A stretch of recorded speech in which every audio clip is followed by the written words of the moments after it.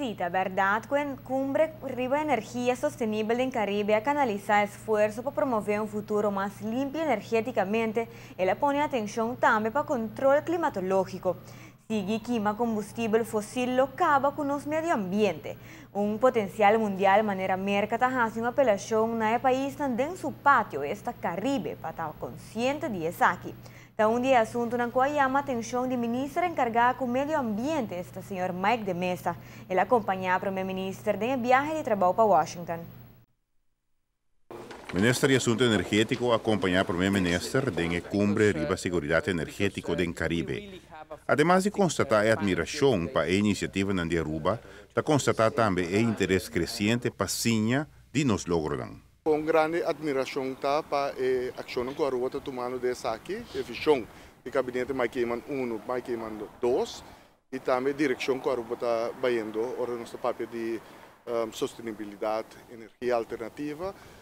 Aqui vou pôr a nota também que o país da nossa região do Caribe, a Aruba está admirar o passo que a Aruba está tomando e também está interessado para trabalhar junto com a Aruba riba é parte de sustentabilidade, energia alternativa.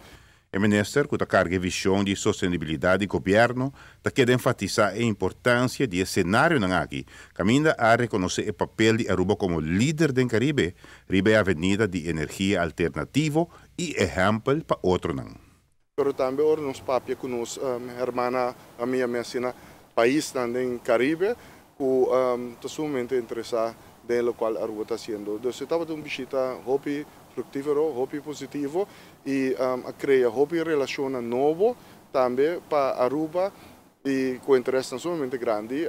Por certo, agora nós sinta com o Departamento de Energia e caminha o Departamento de Energia de América dos Estados Unidos que trabalha e que põe a Aruba em foreground, não somente no Caribe, mas mundialmente. O top político de mercado sigue passo na Aruba da toma riba a avenida para chegar a um país 100% sustentável na 2020. Um trajeto que está ser difícil, mas que não espanta a visão do governo. O hecho de enfatizar o uso de energia alternativa limpa tem turcos de haver também com proteção de nossa terra. O qual está passando riba a plataforma mundial para o papel de energia, de recursos não fóssil, para mira tem hobby cambio dessa aqui e tu realmente convencer que a direção que a Aruba está tomando está a direção que o país em geral no mundo tem que tomar.